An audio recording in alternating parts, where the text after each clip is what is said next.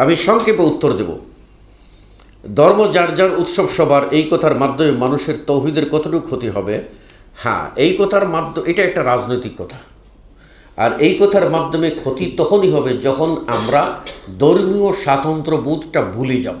আমাদের ধর্মের মৌলিকত্ব ভুলে গিয়ে অন্য ধর্মের সাথে একাকার হইয়া ওদের ধর্মীয় কাজগুলিকেও আমরা বৈধতা দেব, মানে আমরা ওই কাজগুলি করব।